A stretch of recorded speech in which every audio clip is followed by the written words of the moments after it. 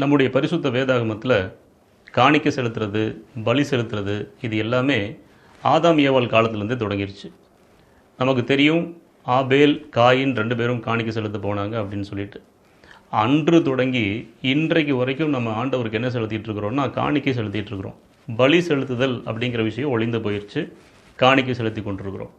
அப்படி காணிக்கை செலுத்தி கொண்டிருக்கிற இப்படிப்பட்ட காலகட்டத்தில் சில போதகர்கள் தங்களுடைய சபையாரையும் அல்லது பொதுவான சில கூட்டங்களுக்கு போகும்போது மற்றவர்களையும் காணிக்கை கொடுக்க சொல்லி உற்சாகப்படுத்துறது தப்பு கிடையாது. ஆனால் சில ஊழியர்கள் என்ன செஞ்சிடறாங்க அப்படின்னா பயமுறுத்துகிறாங்க. நீங்கள் இதை கொடுக்கல அப்படின்னா உங்களுக்கு சாபம் வரும் அப்படின்னு பயமுறுத்துகிறாங்க. இன்னும் சில ஊழியர்கள் என்ன செய்கிறாங்க அப்படின்னா ஆசை வார்த்தைகளை காண்பிக்கிறாங்க. நீங்கள் தேவனுக்கு கொடுக்கும்போது அவர் உங்களுக்கு மிக அதிகமாக கொடுப்பார். அதையும் தாண்டி ஃபைனான்ஸ்காரனுங்க விளம்பரம் பண்ணுவாங்க பார்த்தீங்களா, அது போலவே ரெட்டிப்பாக கிடைக்கும், 1000 மடங்கு கிடைக்கும், 2000 மடங்கு கிடைக்கும் அப்படின்னு சொல்லிட்டு பல்வேறு விதமான ஆசை வார்த்தைகள். அப்போ பயமுறுத்துறது தப்பு, ஆசை வார்த்தைகள் சொல்லுகிறது தப்பு. எதற்கு? காணிக்கைகளை வசூல் பண்ணுறதுக்கு.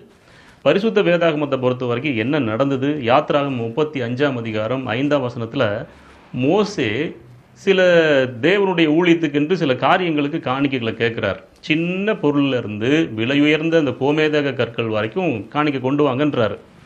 உங்களுக்கு உண்டானதிலே கர்த்தருக்கு ஒரு காணிக்கையை கொண்டு வந்து செலுத்துங்கள்.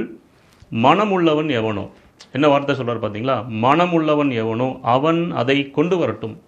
கர்த்தருக்கு செலுத்தும் காணிக்கை என்னவென்றால் பொன்னும் வெள்ளியும் வெண்கலமும் அப்படின்னு சொல்லிட்டு பல்வேறு விதமான பொருள்களை அங்கே சொல்கிறாரு.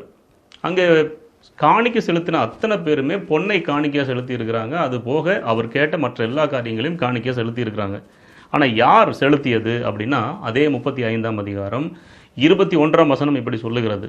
பின்பு எவர்களை அவர்கள் இருதயம் எழுப்பி எவர்களை அவர்கள் ஆவி உற்சாகப்படுத்தினதோ அவர்கள் எல்லாரும் ஆசரிப்பு கூடாரத்தின் வேலைக்கும் அதன் சகல ஊழியத்துக்கும் பரிசுத்த வஸ்திரங்களுக்கும் ஏற்றவைகளை கர்த்தருக்கு காணிக்கையாக கொண்டு வந்தார்கள் அப்படின்னு அங்கே வாசிக்கிறோம். பாருங்க, எவர்களை அவர்கள் இருதயம் எழுப்பி எவர்களை அவர்கள் ஆவி உற்சாகப்படுத்தினதோ.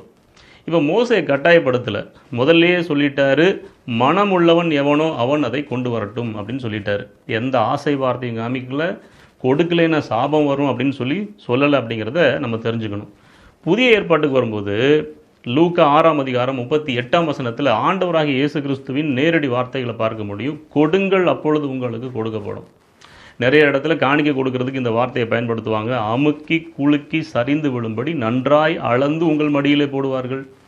நீங்கள் எந்த அளவினால் அளக்கிறீர்களோ அந்த அளவினால் உங்களுக்கும் அளக்கப்படும்.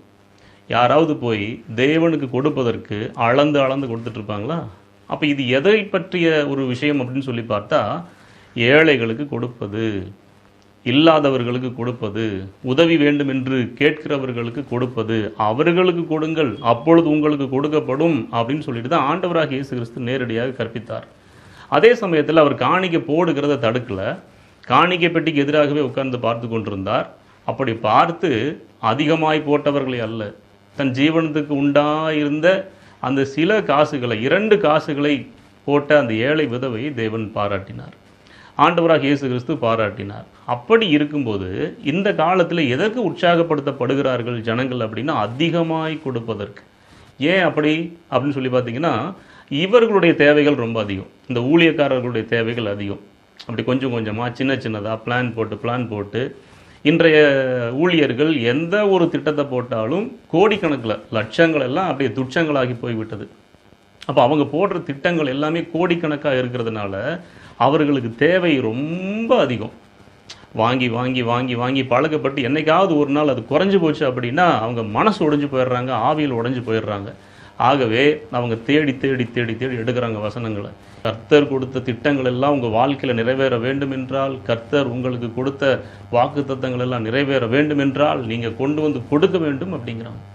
அது மட்டும் இல்லை, ஆண்டவர் ஏதோ பரலோகத்தில் ஃபைனான்ஸ் கம்பெனி நடத்துகிற மாதிரி, அவர் அங்கே ஒரு ரிசர்வ் பேங்க் ஆஃப் இந்தியா மாதிரி ஒரு பேங்க் ஆஃப் ஹேவன் வச்சு நடத்துகிற மாதிரி அப்படியே சொல்லி கேட்குறாங்க. பேங்க் ஆஃப் ஹேவனில் உங்களோட இன்வெஸ்ட்மெண்ட் போகும், நீங்கள் விதைங்க விதைங்க விதைங்க. ஆண்டவர் என்ன ஃபைனான்ஸ் கம்பெனியை நடத்துகிறாரு? ஆண்டவர் என்ன பேங்க் வச்சா நடத்திக்கிட்டு இருக்கிறாரு? அவர் நாங்கள் பணத்தை அச்சிட்டா நமக்கு கொடுத்துட்டு இருக்கிறாரு? ஒருபோதும் கிடையாது. அங்கே ஒரு ஜீவ நதி உண்டு அப்படின்னு சொல்லி பார்க்கும்போது அங்கே ரிவர் பேங்க் வேணா இருக்கும், நதிக்கரை வேணா இருக்கும். எந்த ஒரு ஃபினான்சியல் பேங்க்கும் அங்கே நிச்சயமாக கிடையாது. அதே சமயத்தில் சில ஊழியர்கள் பயமுறுத்தவும் செய்கிறாங்க. தசமபாகம் கொடுக்கலைன்னா ஆபத்து, காணிக்க கொடுக்கலைன்னா ஆபத்து, கர்த்தருக்கு கொடுத்ததுக்கு அப்புறம் கணக்கு பார்க்கக்கூடாது.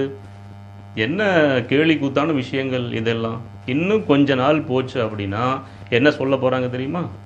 காணிக்க கொடுக்காதவன் ரத்தம் சிந்தி சாக போகிறான் அப்படின்னு சொல்லிட்டு உலக மனிதர்கள் போலவே சொல்ல போகிறாங்க. ஜனங்களுக்கும் பயம், ஐயோ இவங்க கேட்டு கொடுக்கலைன்னா ஆபத்து வந்துடுமோ, சாபம் வந்துடுமோன்னு ஒரு பயம். உங்களுக்கு ஒரு விஷயத்தை பைபிள்லேருந்து நான் காண்பிக்க விரும்புகிறேன். அப்போஸ்தலருடைய நடவடிக்கைகள் 7ஆம் அதிகாரம் 42ஆம் வசனத்தில் ஸ்தேவான் ஒரு விஷயத்தை குறிப்பிட்டு காண்பிக்கிறார்.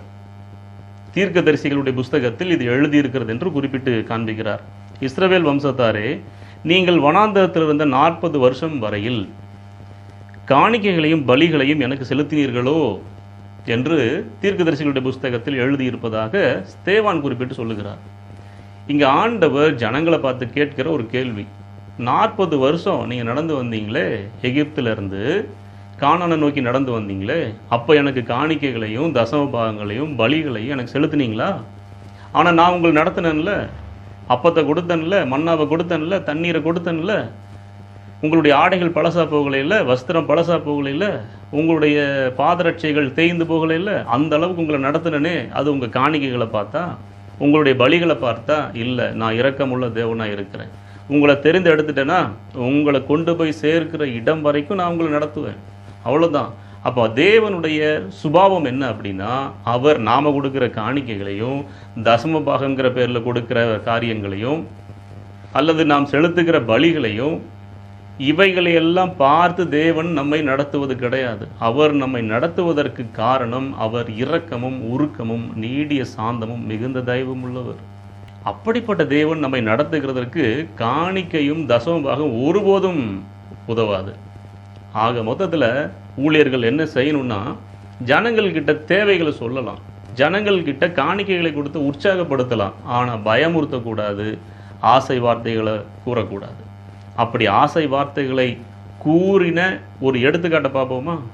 எழுத்து போட்டா ஸ்டேட் பேங்க்ல செல்லும், கனரா பேங்க்ல போட்டார்னா கனரா பேங்க்ல பணம் எடுக்கலாம், ஐஓபில போட்டீங்கன்னா ஐஓபில எடுக்கலாம், ஆமாவா இல்லையா? ஆந்திரா பேங்க்ல போட்டீங்கன்னா ஆந்திரா பேங்க்ல போய் எடுக்கலாம்.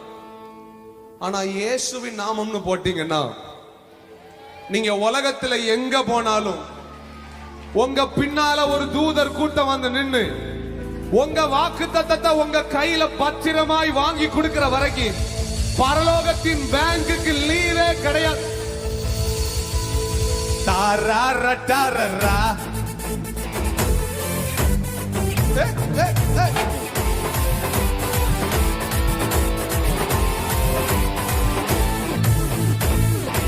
இன்னொன்னு, இது ஒரு பழைய வீடியோ தான். இதுல தன் மனதில் இருக்கிற ஆசையெல்லாம் கொட்டுகிற ஒரு விஷயத்தை பார்ப்போமா? இதுவரைக்கும் நான் லேவி ஊழியத்துக்கு ஆஃபரிங் எடுத்ததே கிடையாது. ஃபர்ஸ்ட் டைம் எடுக்க போறேன். You are going to plus the people. நான் பாருங்க, இன்னொரு 5-6 வருஷத்துல ஊழியங்கள்லாம் வேற லெவல்ல இருக்க போகுது. சும்மா அந்த ஊழியக்காரங்க பஸ்ல வந்துட்டு கார்ல போற எல்லாம் நிக்க போகுது. பிரைவேட் ஜெட் எல்லாம் வாங்க போறோம். ஃபர்ஸ்ட் எனக்கு நிறைய தேவை இருக்கு, முதல்ல கொடு, ஆண்டவர் கொடுப்பார். பிசிறித்தனம் பண்ணதெல்லாம் போதும். Are you ready? எப்பா பக்கெட்ல எடுத்து வைங்க, மறுபடியும் பக்கெட் நம்மள்ட்ட கொடுங்க. Are you ready? அது 1 கிராமா இருக்கலாம், இல்ல 1/2 கிராமா இருக்கலாம். பாஸ்டர் எனக்கு தங்கம் இல்ல, பணத்தை போடு. ஒண்ணு இல்ல பாஸ்டர், செக்க போடு. ஒண்ணுமே இல்ல பாஸ்டர், நீயே காணிக்க பெட்டில விழுந்துரு. அந்த பாட்டை பாடுறேன், தேவ தூதர்கள் நின்னுட்டே இருக்காங்க, நான் உங்களை வந்து பார்க்கவே மாட்டேன். அங்க மேல கணக்கு கரெக்டா போயிட்டே இருக்கும். விசுவாசத்தோட போடுற எல்லாரும் அடுத்த தடவை நான் எங்க கூட்டத்துக்கு வரும்போது ஒரு புதிய 100 மடங்கு ஆசீர்வாதத்தோட வந்து என்னைய விசுவாசா கை தட்டாதீங்க, அவரை விசுவாசு. குறித்த நேரம் வேகமா வேகமா வேகமா வேகமா ஆஃபரிங் கொடுக்க விரும்புறவங்க மாத்திரம் வெக்கப்படாதீங்க. பாஸ்டர் புருஷன்ட்ட கேட்கணும்,